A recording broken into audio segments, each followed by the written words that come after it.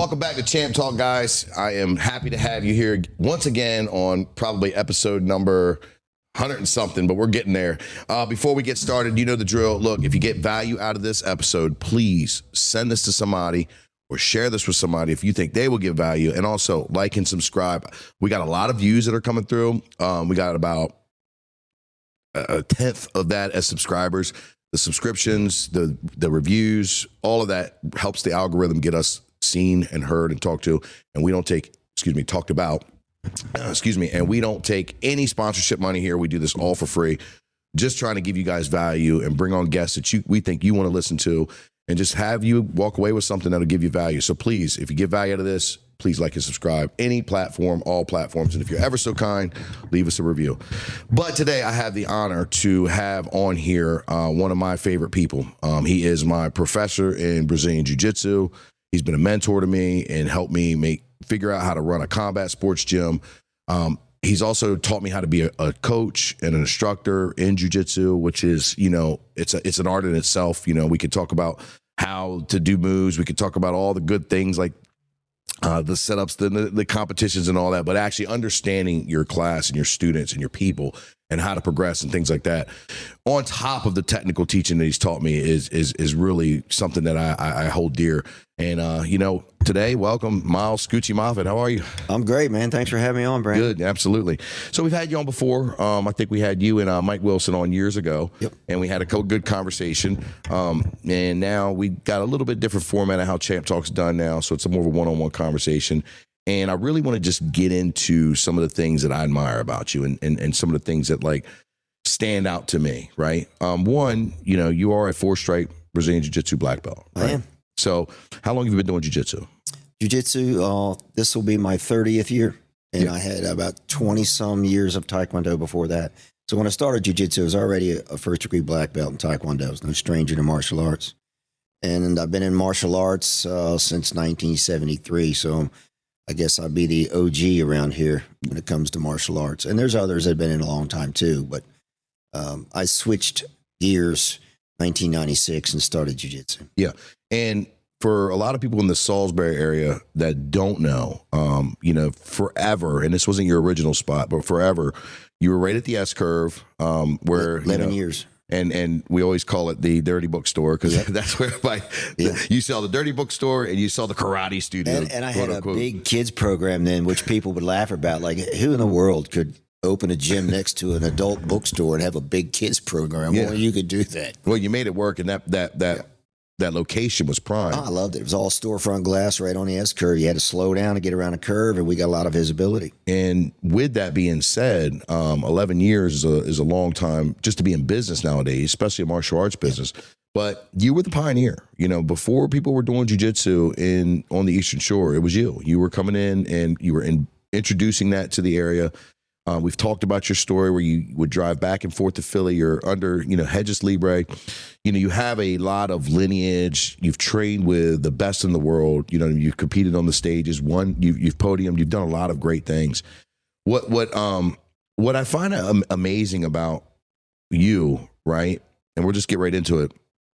Is I've talked about this before. You're very, very technical, and you have the details are incredible. And you also were like that playing as a pool player, right? You also were like that when you had your drywall business, right? You have the Scoochie Moffit show, which if you guys get a chance, follow that on YouTube, and we'll get to the plugs at the end. The Scoochie Moffit show, you started off just striping lines that you do now. Well, actually, I started a YouTube channel, not to cut you off, when I was on the S-curve in my gym. Okay. I was just before shorts were a thing. Yeah. I was doing 1-minute videos 20 years before they came up with shorts. And I wasn't trying to compete with some of the big names at the time. I just wanted to put out a 1-minute, real simple, not a whole lot of detail. I'm just going to show you the move one time just to promote my gym. So I did that for years. And then YouTube, I got a couple of checks. And then YouTube changed the criteria to get paid, and I couldn't meet that criteria anymore, and I just stopped doing anything on YouTube. And when I started line striping, which is about 7 years ago, I thought this would probably look cool on YouTube, and I start putting videos of me line striping on there. And I know I get long-winded, but I got to get this one in. I put this stupid little video on there, shot on an iPhone, of me striping a curb by hand. I took the gun out of the cradle. It sits in the cradle on a machine because I couldn't get it to do a good job there. So I'm like, let me try this by hand. And I painted this curb. And we sat on that video for 2 or 3 years, and I start fishing, kayak fishing and bushcraft camping, making videos of that. And I'm putting them on YouTube. And my girlfriend says, what about that painting video where you painted that curb? I'm like, which one? I forgot. I put it on there. I got 29 million views in 2 months. It went viral. I don't know why, but it was mostly hate. Everybody was hating me. Yeah, well, they're the greatest. You know, And I think you told me, because I was deleting these guys and blocking them. Like, no, don't do that. You need the comments. You need that interaction. Yeah. So, it was pretty funny. 29 million views in 2 months. Yeah, once you start getting into the upper hundreds, you just gotta prepare for and they all say don't read the comments. You know what I mean? It was ridiculous. It was funny. It was making me laugh. Facebook's a little different because Facebook generally is your local market until you hit like some sort of like larger. That's okay. Till you hit some sort of like larger market of people. You know what I mean? Like millions of followers on Facebook. That's a little different because you see my mom or you see Johnny down the street, right? But when it comes to YouTube, they're brutal. I mean, and Instagram is even worse. So Instagram, I don't know how Instagram gets away with being so racist. I mean, they are like openly racist about everybody. So I guess that's like the hack is they don't leave anybody out. You know what I mean? But they go in on everybody. But what I was getting to with that video, and I'm glad you gave us the backstory, is that was a technical line that you drew. It was like by hand, nice and straight. I see when we did the mats in here, when we did the flags on the wall, when everything that you do, you're now into axe throwing, right? Yeah. Never done it before.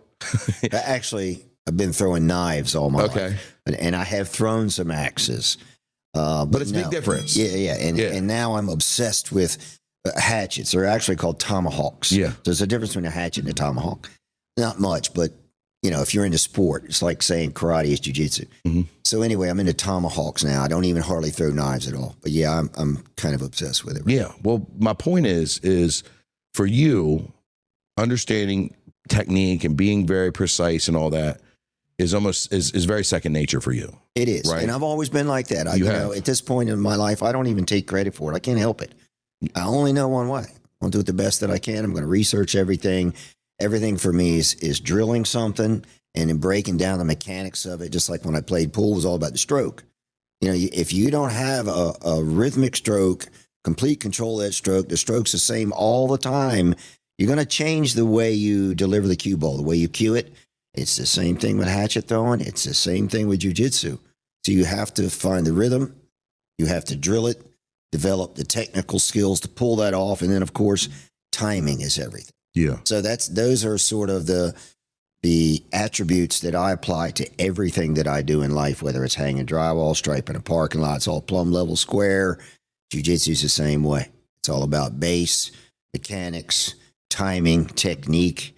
You could be really good in the studio, as I say, and then you go to a tournament and you fall apart because you can't handle the pressure. Mm-hmm. You got to have the whole package no matter what it is that you're doing. And it's just something that comes natural to me. Yeah, and I've also seen you get slightly frustrated with people who aren't. Well, I can't help it. Yeah, I know. And it's not a dig. My question to you is because that's kind of like your the similar comparison is like your super gifted athletic athlete, right? That doesn't grasp that they have to work just as hard as the non-athletic athlete. I'm better now than I used to. Right. But the comparison would be is like, this guy, he's 6'7", he can do anything, backflip, run, 4 flat. He's got all the criteria. It's nothing for him to pick up a technique in about 500 reps. Where a guy like myself isn't blessed like that, it might take me 1,500 reps. When having such a technical mind, right, and understanding, and you got time and wisdom under your belt, how do you translate that? How do you tell the guy who's not as technical, who doesn't get it like that? What are some tips? Good question, and I've answered this many times, and I've been saying this almost all my life. So, when you're a kid, you don't know if you're any good at anything or not. But I judge myself based on what everyone else is doing. So I started right off as a winner, and I'm not trying to brag. But as you start to master certain things, that'll apply to the next thing and the next thing and the next thing. And once if you can get good at one thing, you can get good at anything. So it's those same mechanics and that mindset that you just carry from one sport to another, one career to another, one job to another.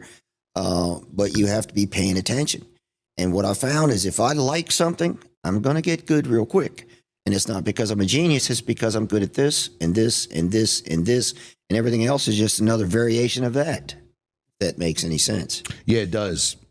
So what I'm hearing from you is saying basically when you first, when early on, you somehow, whether it's naturally, in you or just being aware, you trained yourself mentally to sit here and be a winner. Focus. To sit here, if that's the best in the room, or that guy's a little bit better than me, he's my next target. I'm going to outdo him, outdo her. I'm going to do better than them, and then on to the next challenge, the next episode. Nobody likes to lose. Correct. But I never minded losing because I knew that losing was the path to winning. You can't start at the top. So if you're the kind of person, you get frustrated easily, you get embarrassed because you lost, you're never going to make it at anything. You have to be willing to lose, take that loss, go back to the drawing board, figure out what happened, what do I need to work on, and get busy. Absolutely. Yeah, I like that because it comes back to mindset. And there's a guy, Andy Frisella. He's got a super successful company. You might have heard of the supplements First Form. I haven't. He's got a great podcast. He's America First. He's got a great business, and he's good. He's one of the top guys. And he was just talking about the other day how everybody wants to make you feel good with this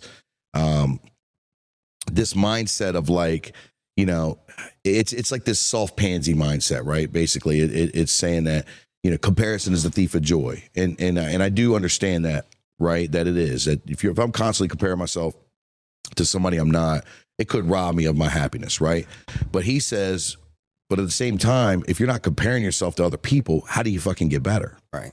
How do you get better if you're just sitting here, oh yeah, comparison's a thief of joy, oh everything's gonna be okay, and walking around like no, we're all in competition every single day. We're in competition to eat, we're in competition to mate, we're in competition to succeed. We are all in competition, and you need to look at the people beside you or people that are doing it better and look at them and admire them and study them and utilize what they're doing and then outdo them and outwork them if you want to compete and succeed. So that's like similar to what you're saying, correct? Well, and I didn't make this up, but the only thing I hate worse than losing is not winning. I must win. And if I don't win, I'm going to win next time. And if I don't win next time, I'm going to win the time after that. And that's my mindset. Yeah. So instead of being embarrassed about losing, instead of making up a bunch of excuses, I just take it on a chin, get back to work. Absolutely.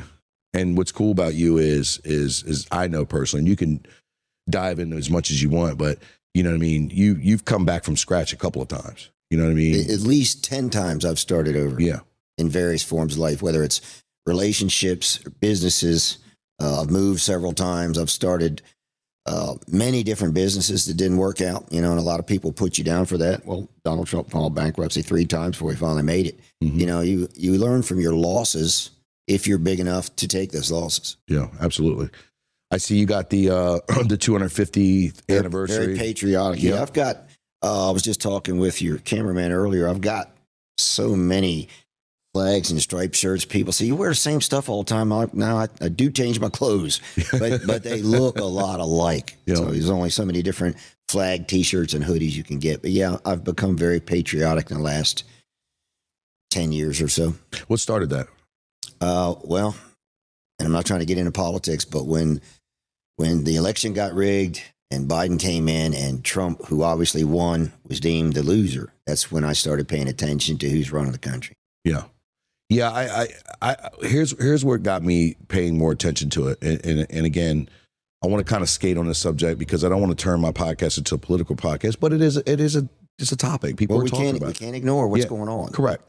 But when I was at the other gym, I gave 2 shits about it. Same here. And I have a little bit of like, I still think that, right wing, left wing, they're all in the same bird. You know what I mean? Until we get a lot of the people that are in there for a long, long, long time out of there. Agreed. And just wipe it out. You know what I mean? I think that, the biggest thing lately is I guess Pam Bondi was under hearing, and they were talking about the Epstein files and all that disgusting shit. And basically, she was like, if we prosecute everybody, then the whole government will collapse. Well, that's what we want. That's what we need. If we do it slowly, we won't collapse. Correct. Let's clean it No, up. you can't put everybody in prison in a week. Yeah. But if you do it slowly, you take the worst ones first. They'll be replaced, and we'll slowly rebuild. Correct. And it's what we need to do. It's too much corruption going on. And I don't know about you, but if you've ever been in trouble, and I have, it takes a while to build a case. Yeah. He's been in there for a year. It takes a while to build a case. So I think a lot of people need to stop micromanaging the day. But back to my point, I just kept hearing that, during that first election, Trump's a racist, Trump's a racist, Trump's a racist. And for me, I'm like, not that racism isn't still a thing, you know what I mean? Because there are cases of that, and it goes on all platforms. It doesn't just go against one denomination. But I was just like, how in the fuck could somebody be running for president and be a racist, and especially be as uber successful? So that put my ear to it to make me want to pay attention to it and stuff like that. And I think for me, paying attention to politics, and you just kind of said this, gives me more of the awareness of what I need to be focusing on at my house and in my neighborhood and in my business and with my people. Hey, look, this, we could say this party said this and that party said this and this party disagrees and that party disagrees. But at the end of the day, when you just look at it for bare nuts and bolts, this don't make sense. You know what I'm saying? That don't make sense. But we do have, Trump. I know you're a Trump supporter. You know what I mean? I support Trump as well. You know what I mean? I'm not like a Trumper. I call him out on his shit just like I call anybody else on his shit. But I've said this for years. I want whoever my president is to succeed. Yeah. We don't want our president to not succeed, right? Well, he's got big character flaws. Yeah. And I didn't like Trump when he was running at first. I didn't like him, but it came down to him and Hillary. And that's when I started, I got to make a decision here who I'm voting for, and I didn't want her in there. So the first time I voted for Trump, I didn't know much about him. I just knew that it's either him or Hillary, and we don't want Hillary. And then I started really paying attention to his policies and what he's doing. And here's the big thing. If you're not already doing it, you got to watch out for your news media because there's so much false information out there. If you're not watching the right news channels, you could easily be brainwashed. Yeah. So again, Trump's got a lot of personality flaws, but overall, he's the best man to run his country. He's a businessman, and he's all about God and family values and the opposite of what we've been seeing. Well, he's a strong leader and he's a strong negotiator. And I didn't elect. It was unbelievable. Yeah, I didn't vote for him because of his personality. Correct. You know what I mean? I didn't. Yeah. I voted for him because of the leadership. And unfortunately, not everybody's going to be perfect who fits the job. And on top of that, you talked about the news media. Right now, the data showing that independent news, like podcasters and people like that, are where majority, 90 to 80% of people are going to get their news now. Yep. And even with them, you have to be careful because with this Iranian war that's going on right now, you have a lot of these podcasters that are looking for clicks and looking for views, saying things that they know nothing about when it comes to the Iranian people, right? At the end of the day, I have two friends. I have a couple of friends, but, Nick and Tony are Persian. That Tony Tagapour, Nick Tagapour, and I've had the benefit of being able to talk to them. And what has been going on over there is not good. It has not been good for almost 40 years. Okay, for anyone to talk about that war and talk about what the Iranian people need probably should be from Iran. Well, if you look at the overall picture, the Iranians, not just in that country, all over the world, are celebrating what Trump just did. Yeah.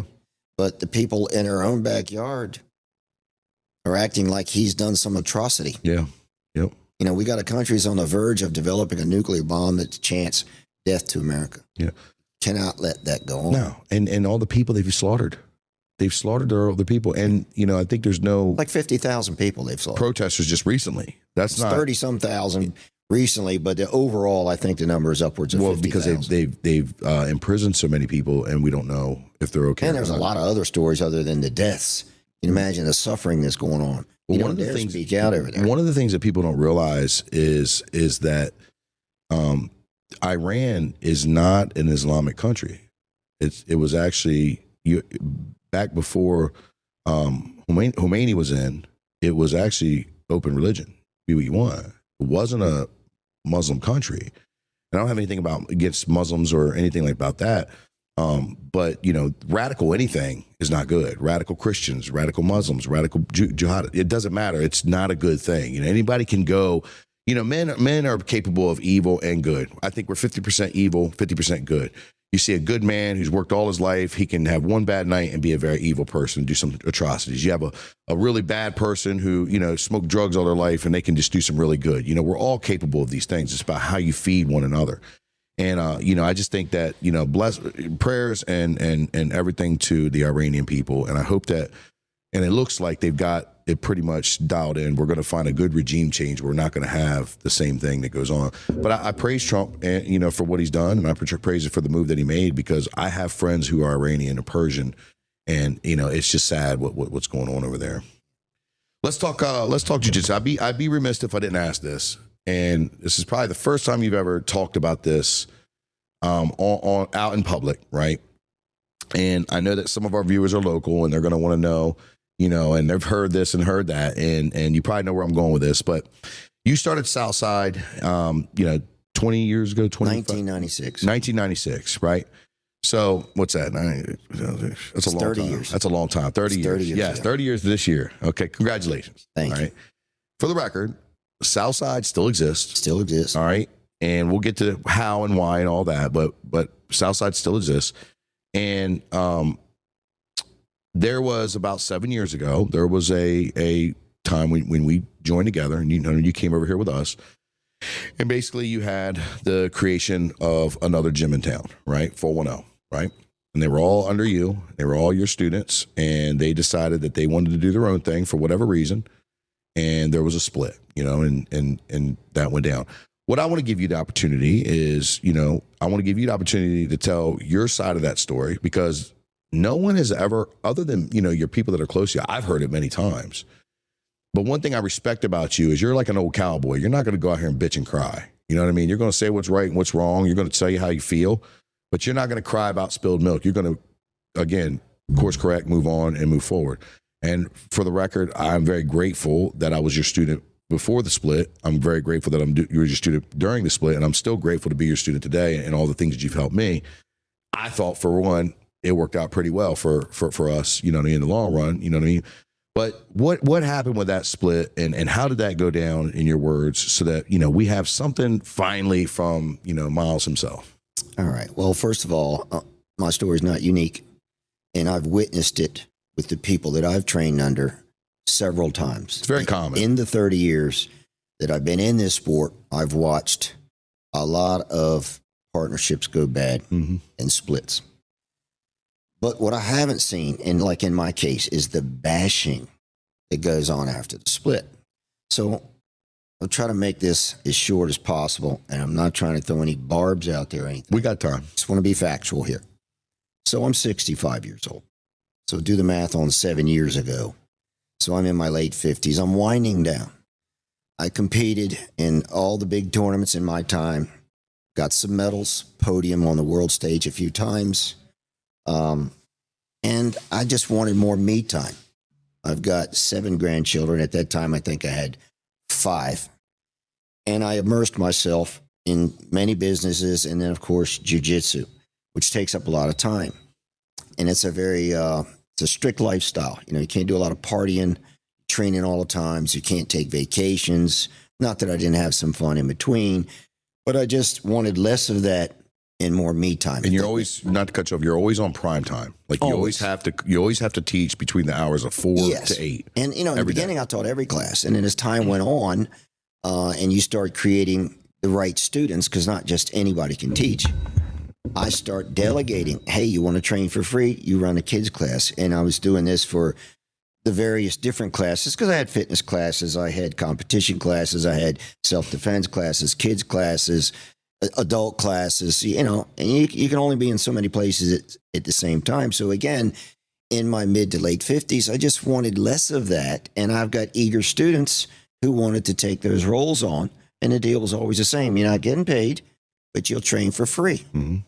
Okay, so then. And how many students were you at your peak when you were over there? In my peak, 168 students when we were at the Twilley Center. Yeah. So when I was on the S curve, I got up to 164 students. Way too many students for that small space, which was my goal because I wanted to get out of there. I knew that the hospital was eventually going to buy that building and tear it down, even though my landlord said that's not going to happen. Well, that is what's happened. I think there's a piece of it left, and they're probably only keeping that to grandfather it in because there's a lot of different business tactics if you don't tear the whole building down. So anyway, I'm getting off track here. So as I'm delegating the very students that I got, giving them responsibilities and classes to teach, I'm also giving them keys. So I moved from the S curve over to the Twilley Center, which was a massive space over there. I want to say that like 7,000 square feet or something like that. It was a big space, and I liked it over there, but it also came with a big price tag. So I've got, at that time, I had Jack and Sean over there and Mike Wilson teaching classes. So as I'm trying to wind down and back out a little bit, I'm micromanaging now. I'm not telling you what you have to teach, but it's kind of my blueprint everybody's following because they were all my students. Sean started with, actually, I think Sean started with his Uncle Pat before me. Pat Ashley? Yes, Pat Ashley. And he was pretty good. Oh, right? dude, one of my best students ever. Loved that guy. So very sorry to see him drop out. But he had some reasons, some good reasons. So anyway, Sean was with me as a white belt. Let's just say that. He got his blue belt from me, his purple belt from me. I don't think he got his brown belt from me. I think that was after the split. And Jack started me day one as a white belt. So those were probably my two better students. And Mike Wilson, don't want to leave him out, when I was at the Twilley Center. So even though I'm there almost every day, I'm not teaching. I'm running business. I'm doing some marketing. I'm trying to figure out how I fit into this new big space. Just trying to stay on top of things because there's, like I said, the rent was high, the electric bill was high. You can't miss a beat. So as I'm trying to figure out how to get more and more students, because I was up to 168 or something at that time, I'm allowing these guys to come and go as they please. Everybody had their own key. And then they're like, well, we want to teach more no-gi classes. Well, everybody knows I'm not into no-gi. I'm not a no-gi hater. It's just not what I do. I like the gi. So if you want to teach no-gi, and I'm talking to Jack and Sean, that's fine. Let's look at the schedule. Where can we fit it in? And this is how I treated those guys, with a lot of respect. I gave them complete freedom.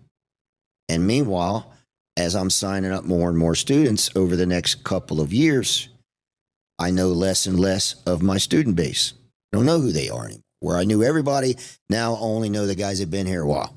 So I lost touch with the newer students. And the newer students are now looking to Jack and Sean and Mike as their instructor, which they were. But I didn't have a rapport with those guys. So after a period of time, Jack and Sean called me up and they said, well, we want to talk to you. I said, okay. So we sat down and we talked, and they said, we want to open our own gym. I said, I know you do. And they were surprised. How do you know? I said, why else would you two want to sit down with me and talk with me? This is not my first rodeo. I figured that's what you wanted to talk about. And they're like, well, how do you feel? I said, that's great. And I really? I'm like, yeah, you got my support. 100%. It's great. I wish you luck. If you need anything from me, don't feel embarrassed to call on me. Support you guys. Good luck. And that's how the conversation ended. Didn't know it yet. But what I found out in the weeks to come was they weren't thinking about opening their own gym. They'd already done it. They'd already secured the building. They'd already painted the building, ordered their mats, and had been soliciting the students that they knew better than I did, my students, behind my back. So the day that they left, they took 18 of my students with them. Now, I had 164, so minus 18 is not that big of a deal. But it was the idea that they lied to me, that they misled me. And they're still spinning that story in their favor today. But that's exactly what happened. They told me they were thinking about leaving. They already put the deposit down. They'd already ordered the mats. They'd already secured 18 of my students verbally, which, by the way, I had them all on a contract, and I didn't pursue any of it. Now, these were not just 18 white belts. These were 18 Well, there was a lot of blue belts in there. Yeah. And, as you know, as a gym owner, a blue belt, while it's, they're a dime a dozen, and I'm not trying to insult other blue belts, that's a hard person to create. Yeah. Because there's a lot of quitting that goes on before you get to blue belt. So you're putting a lot of time and effort to get a guy to a blue belt, and then boom, 18 of them are going out the door. So you're looking at a good 2 to 3 years to replace a single blue belt, let alone 18. It takes a long time to develop 18 keepers. Yeah. And they were gone in an instant, which, again, I'm not one to cry. I haven't said a whole lot about it. I've got sucked into some ugly conversations a couple of times, but for the most part, up until recently, I haven't had anything to say about it. Yeah. But I appreciate the opportunity to tell my side. And it's as simple as that. I gave them too much. They started to feel like they own the gym, and then they left on the wrong terms. And instead of making their own bones like I did, like you did, they basically poached 18 guys, told a bunch of untruths. We're under Hedges Libra, and Hedges years ago put out a set of bylaws because of this, because of these types of things. And the one thing I want to point out is within those bylaws, it's okay if you want to leave and start a gym. Of course it is. Sure. But you have to be 11 miles away from the next affiliation gym under our umbrella. They moved 1.9 miles from my gym, not 11, but they told Hedges 11 miles. I said no, because Hedges had the conversation with me shortly after when he found out what happened. I said, it's right around the corner. It's 1.9 miles. He said, no, they said it's 12 miles. I said, no, it's 1.9, and I'll send you the pin on the map. So again, it's just a series of untruths to justify what they did. Yeah. And again, I'm not trying to slam anybody.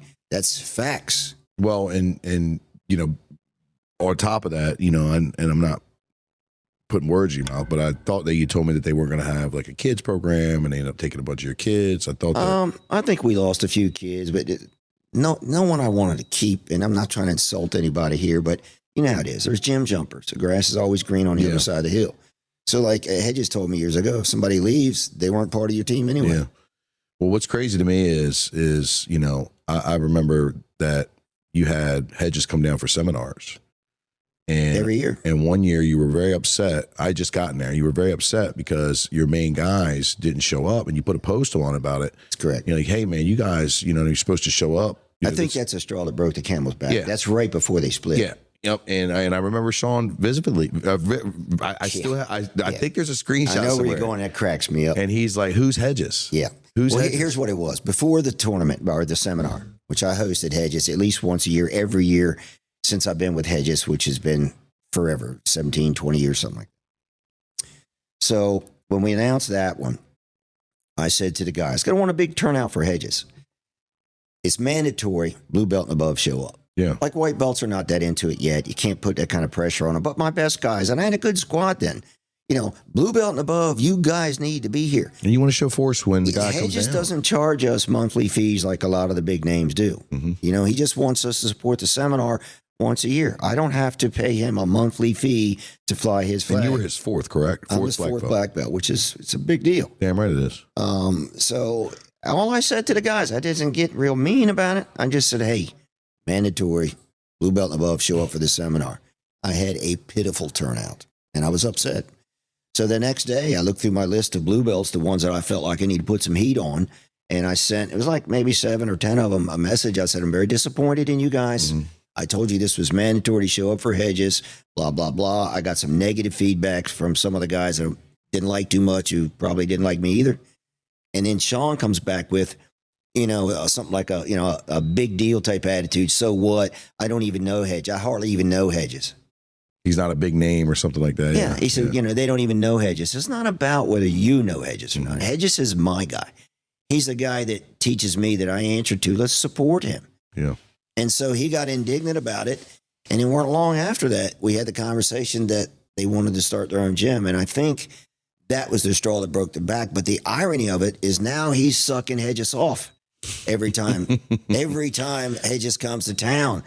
You know what I mean? This is the guy he didn't know. He wouldn't show up for Hedges, but man, they're going to all great lengths to pack the gym when Hedges comes to their spot. Well, what's frustrating for me is that everybody was cool, and they definitely were, they definitely had that insecurity. Did they piss Dad off? Right? Because I just think it was I think it was a poor business move. No, it was horrible. I would have, and just be quite honest with you, I've told you, I would have strong armed you. I said, hey, we're going to open up, but we still want to be with you. Right. And I would have just kept the blessing. Yeah, why would you break ties? Correct. Why? Correct. Well, now they spin all these lies. Talk about I was drinking and running the gym. Anybody that knows me knows that's a goddamn bold-faced lie. The guys, the 18 blue belts that they left, several of those guys were good friends of mine.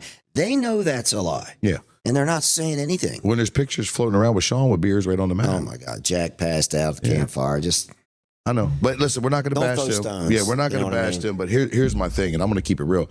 The model of poaching students is still their model. You know, they had me aggravated because a week or two after the fights, Sean's and Coach Louis' DM trying to, you know, soft poach him. Wasn't he putting Louis down a couple of years earlier? Yeah, putting Louis down about his instructional when he's doing his thing. Belt, right? He's putting him down for teaching a triangle. Yeah, yep. And then when I think you're the greatest asset over there, and bop, bop, bop, bop. It's like, you know, majority of your coaches are from other schools. Yeah. You don't have right. They're not homegrown. And it's frustrating to me because I don't want to give too much light to them, but it's frustrating to me because I was very cool with just everybody doing their own thing. As it should be. You do your thing, we'll do ours. We were all cross-training. You know what I mean? And per Sean's mouth, for 7 years, I've been sitting over here looking at this guy. Like, what are you looking at for 7 years? You were coming over. I'd have this guy DM me, right? Just to tell you a story. I'd have him. Sean. Yeah. Sean would DM me. Say, hey, man, can I come over and train tonight? Of course. He'd come over and train and then turn around and my student at the time would tell me that when he left, he didn't say one word to him. When he left, he DM'd him and say, hey, man, what's going on?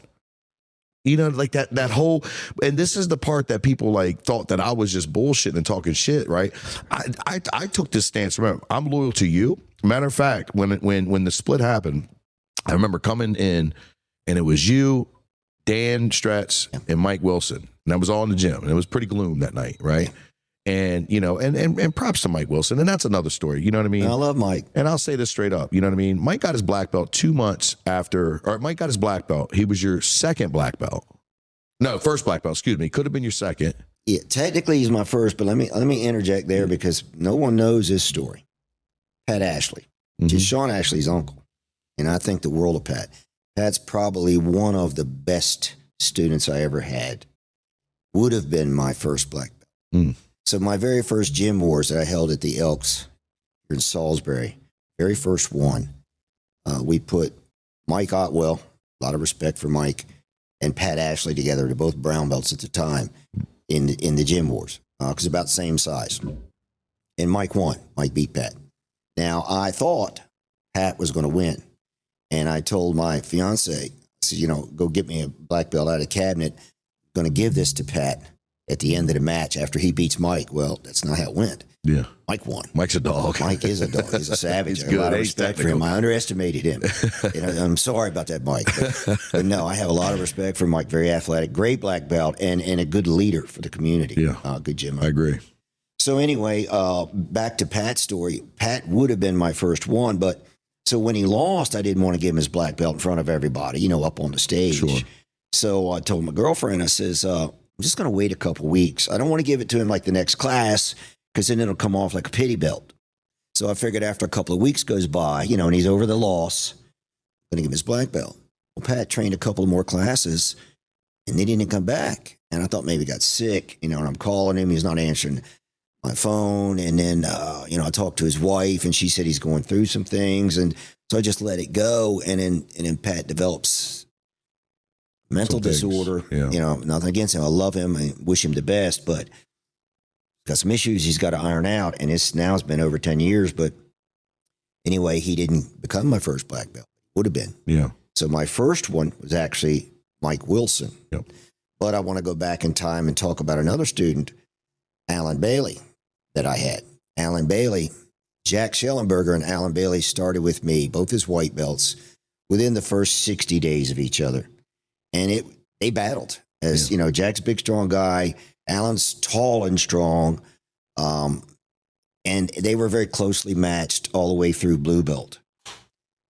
In my opinion, Alan would have beaten Jack to the black belt and would have been a better one because he's more technically, intellectually, he's better suited for jiu-jitsu. And he understood leverage, whereas Jack was a stronger guy who did some things well. But I think overall, Alan was superior, but Alan had a wild side, and he wrecked his car, long story short, and paralyzed himself.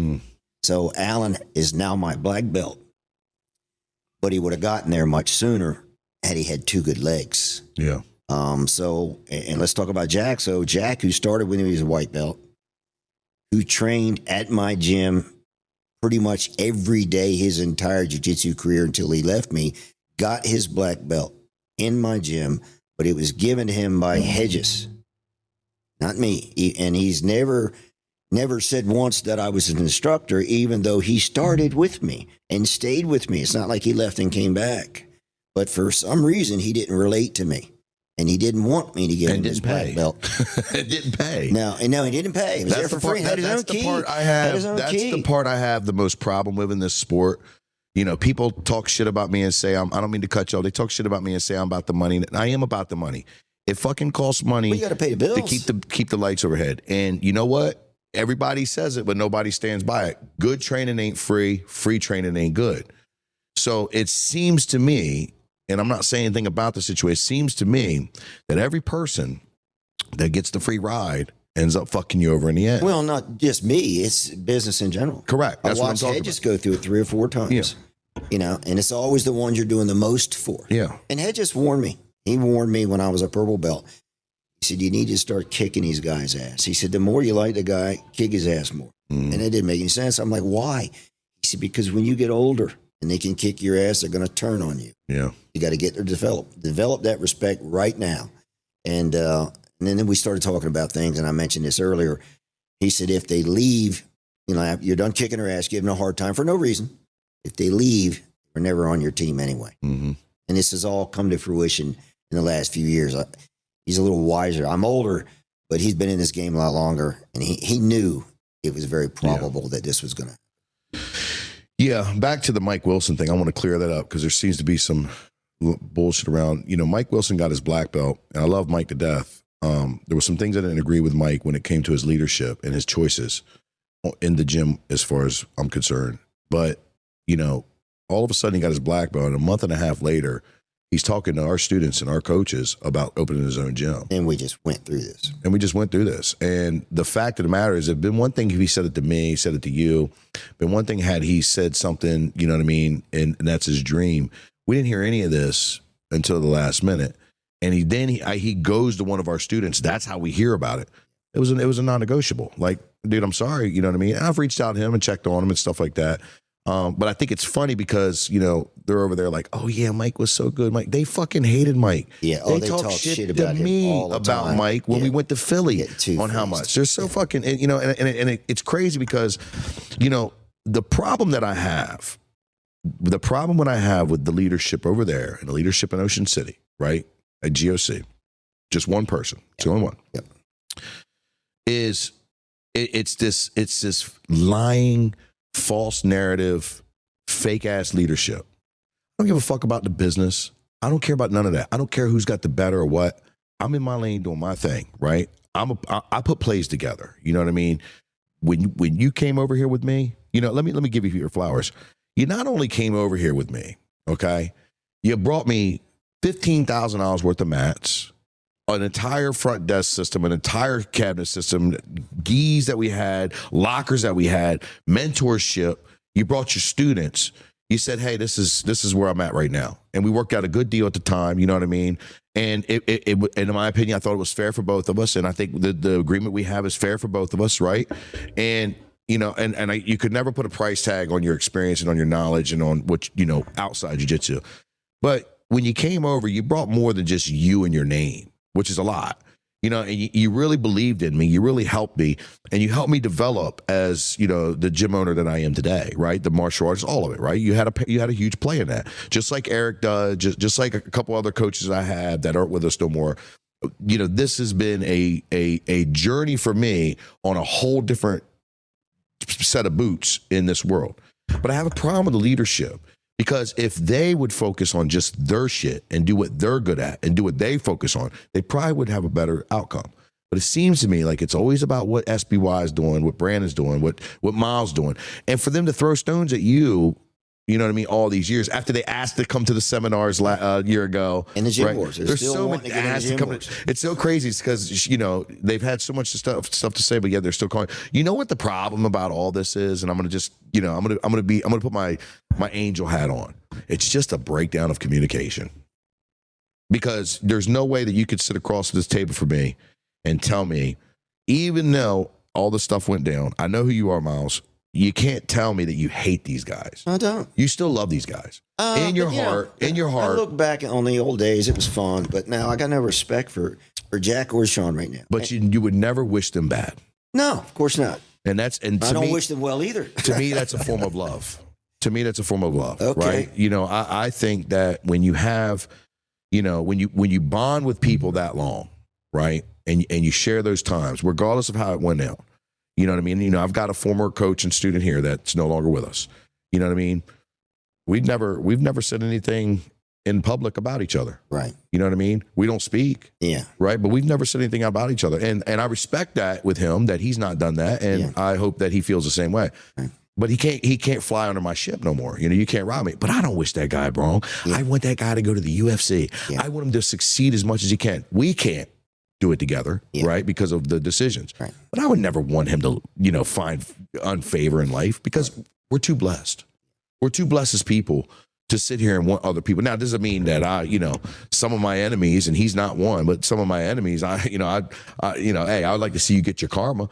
I like to see you go through some of the stuff. You know, Miles, one thing that you and I have never been through, or one thing that you and I have been through that no one else has been through in this space on the Eastern Shore, no one has been through as much hate as we've experienced. I can't think of anybody in combat sports. No, we have been through more hate in the jiu-jitsu and MMA world than any other of the gym owners on the entire Eastern Shore, right? And I'd love to see. But it's the same 2 or 3 perpetrators Correct. With their minions Correct. that no one's ever heard of. But I'd love to see how they would respond. Yeah. With everybody, you know, talking. And what's funny is because I've been vocal recently. You know what I mean? You cross the line when you can only take so much. Well, here's why, right? And I want this to be clear. It's now spilling into the students. So the little white belts that started 5 years ago that have been listening to a narrative for 10 years or 5 years or 7 years. So now they balls dropped and now they're a purple belt or a blue belt or whatever they have you, right? Now all of a sudden they've been believing this narrative, and then you look over on our pages and we don't say shit. We don't. I've been deemed the big bad. Well, if you've been deemed before we came over, I've said very little in the 7 years. Correct. Before Eric and I came over to you for jiu-jitsu, we thought you were the biggest fucking asshole in the world by what we've heard. And Eric and I talked to you at Randy Campbell's Christmas party. I remember. And find out that, you know, you're cool. Then you go train. It's like, dude, what the fuck was everybody saying? Yeah. And I'm not saying that you haven't made mistakes or you're not. That's me as well. But the narrative on everybody's lips, don't do that, right? You've been great, right? So I've been deemed the big bad wolf just as well, you know, because I don't speak about this shit and I don't talk about it to my students because I don't want the students to pour into them. But now you started to have their students starting to come over on open mats. And, you know, we all were, you know, and getting back like it used to be. And all of a sudden now he wants to call out SBY, right? And now this guy's always down in the city, always had something to say, cowbell. And what's funny to me is now the students have started to talk shit. And now my students are starting to get a little testy. And my coaches are getting a little testy. And I told my coaches and my students for years, if I catch you on the internet talking shit, you're out. Well, this is not real beef. This is not real problems, right? I got into this sport to avoid that shit. I used to cut up my buddies. We used to get stuff like that. This is not what I got into this sport for. But now that the students are growing balls and they want to start talking shit, and our student, I'm not having people going up at your local water trough cutting each other up because of some fucking stupid gym beer. So I'm going to spit facts. I'm going to continue to drop the receipts that I've had for all this time about everybody was talking their shit about us and saying what they said about us. I've got receipts, screenshots, messages. I've got it all. There's so much more to go, right? And that's because, look, You have to hear from the head honchos. If I'm telling everybody to stand down, then you have to hear from my mouth. And that's my biggest problem and why I finally decided to be vocal about it, because I don't want to see violence. I don't want to see unnecessary violence for the culture. They're not going to be able to stop what we're going to do. We're going to be in every Pure Fitness in every market. So whether you want to get down or you want to lay down, that's up to you. If you want to fight it, that's fine. You're not going to be able to stop our movement. Your legacy, and I've said this before, is going to be shown for the rest of your life, because you've created something. I don't care what you did, you know what I mean? You created something in this space that deserves the recognition and the props, and I'm going to be like that. But for me, you know what I mean? That beef didn't bother me. That was y'all shit. I was just out here, you know, I was a student of Miles Moffit. When I signed up to Southside, I didn't sign up for anybody but Scoochie Moffit. And I said it that night. So that's the part that really irritates me is all these lies. These lies. Well, it's disrespectful. It is. It's like leaving home and then, you know, cussing your parents out for years on end. They did nothing wrong other than be a parent. Right. And did the best they could. Well, and I just don't get the whole thing with Jack. Jack started with me as a white belt with no prior experience at all. Yeah. Stayed with me the entire time. Got his black belt standing beside me in my gym. And yet says he wasn't my student. How can you be with somebody for 12, 14, 15 years, whatever it is, training with me teaching the classes? He's in my class I'm teaching, not my student. Mm-hmm. You know. And not paying. Well, and yeah, he's there for free, but how can you say that you're Hedges' student? So Hedges gave him the black belt, so he tells everybody I'm Hedges' student. No, you're not. You know, cumulatively, if you go back and look at how many times you trained in Hedges' class, 50? Did you take 100 classes from Hedges? Did you take 200 classes from Hedges? No, you did not, because Hedges lived in Philadelphia, and then he moved to San Diego. So you couldn't commute like that. But you're in my gym. Every week. Every day. You had your own keys. I'll let you teach whatever classes you want. Here's the schedule you pick. But I'm not your teacher. Yeah. It's like you go to Salisbury University, but yet Warwick Tech comes over to give you your degree. Yep. And maybe it's the other way around. Sure. You follow me? Yep. You don't get your degree from a different school, but you were in this school the whole time. Yeah. Harvard. Like Brown University giving a Harvard student a diploma. It makes no sense. Well, I hate giving this subject so much energy, right? Because, you know, the only time that, you know, Sean gets views, or I like to call him Ashley because he acts like a fucking ex-wife or a drunken ex-girlfriend who won't let go. You know what I mean? And I'm going to say that because he said some very slanderous and very nasty things about my employees and about my students, right? Him and Cowbell and stuff like that. I hate to give this much more energy, and they're coming to a point where they won't get any more. This is the only free marketing you're going to get. So, you know, I've said my piece and I've said what needs to be said. You know, I cannot ignore when you go on a page and say, as a one-stripe black belt who in your 30s. You talking about Sean now? Yes. When you call out one of our amateurs, when everyone knows amateurs are white and blue. Belt, a white belt white amateur. And blue belts, yes. You call out one of our guys for your amateur debut. That is some bitch shit. And it's some bitch shit that Jack did the same thing with me. Jack Cicero said he wants to make his debut, his amateur debut as a 2 or 3 stripe black belt. So he wants to skip the line and start right at the top. Like, and I can't believe that people don't see this YouTube shit. Like, this is plus a YouTube Jake Paul bullshit right there. You're not skipping line. But again, Jack, if you want to fight, we can do bare knuckle in August. You know what I mean? At 205, if you're really a fighter. But we know how that'll work. Anyway, you know, I can't sit there and not say nothing when you deliberately call out SBY, right? Like, now you're saying, and again, I offered him Kenji. Kenji was an 0-0. He was 17, about to turn 18 before the fight. Yeah. And Sean, the fighter that he is, won't fight Kenji in our backyard, his backyard. He denies that one, calls me out knowing I'm not going to fight, and then runs over to Boonesboro to fight, you know, with an 0-0 guy. I don't, again, I hate to give these guys the energy, but what has to be said has to be said. And they do need to realize, and I keep reiterating this, they are saying slander, defamation of character. You know what I mean? On the internet's forever. And the internet's forever. So, you know, I just wanted to give you an opportunity to say all the things you needed to say, because it's never been said and you've kept quiet about it. You have had your opinions on things on Facebook, but it just seems like that, you know, they're just dying to get your your approval, and you know, it was, what do you come in and bang my old lady, and then what do you say? Expect me to be your friend? Well, you're fucking my wife. Okay, she's left me. You took my kids. Now you want me to come over and have dinner with y'all? Yeah. No, it's not going to be like that. Well, let's switch gears because we're running out of time.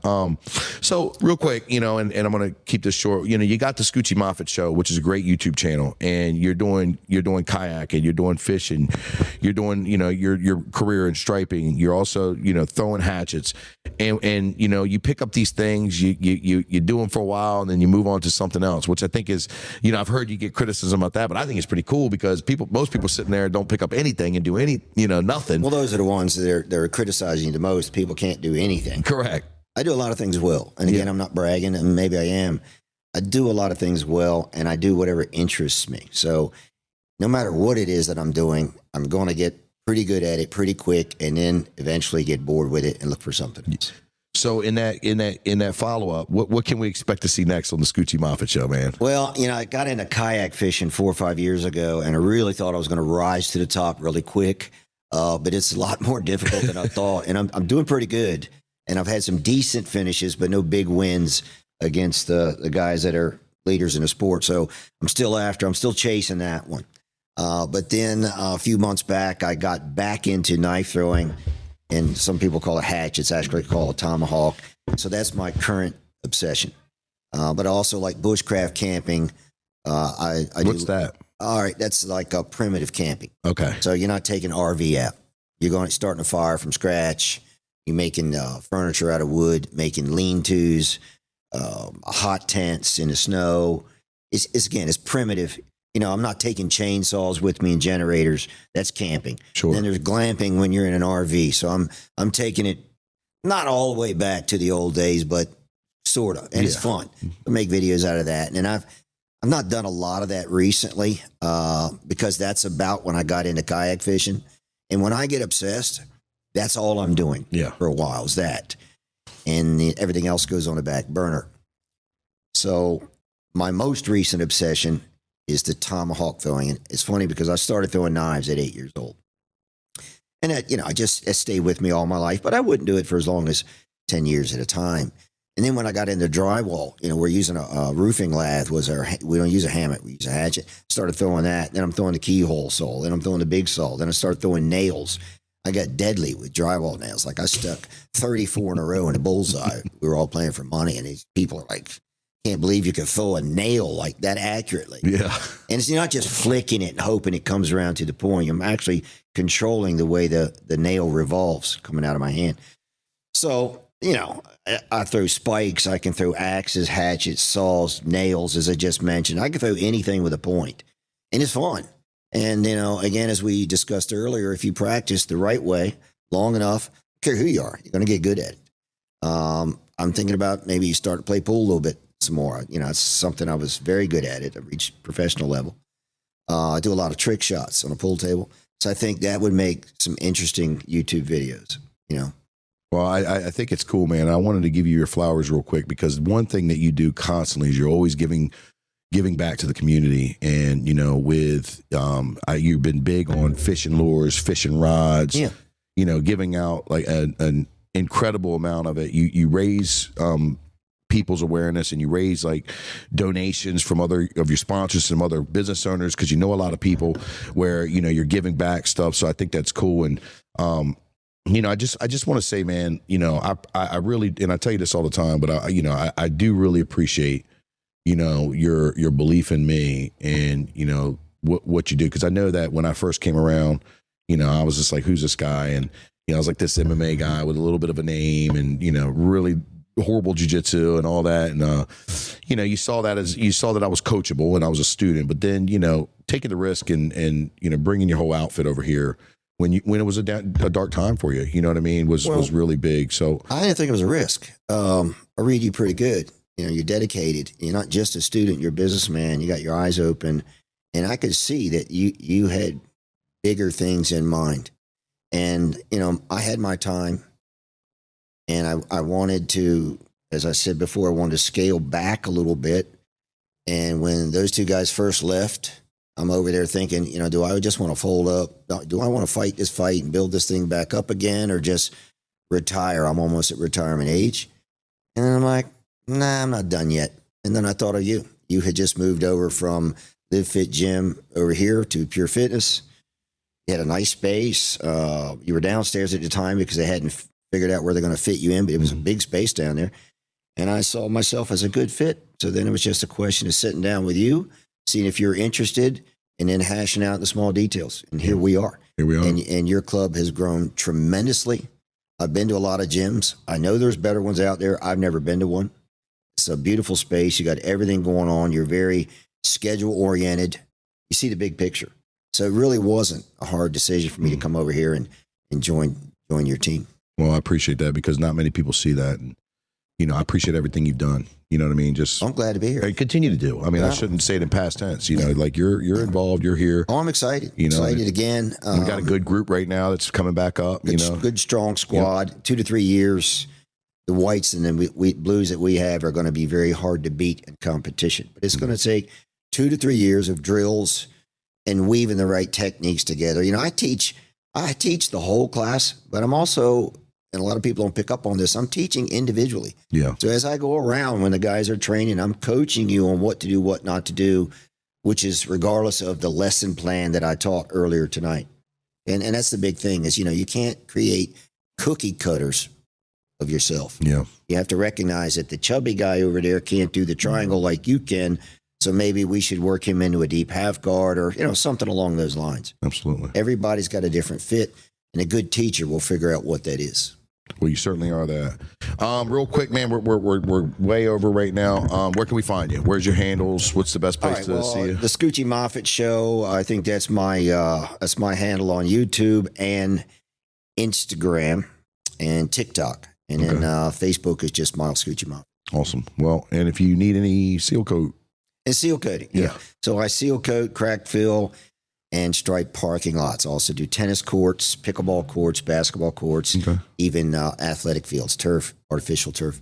So message you about that. Yeah, message me about that. Just hit me up on Facebook. Cool. Awesome. Well, thank you so much for being on the show, man. It was an honor.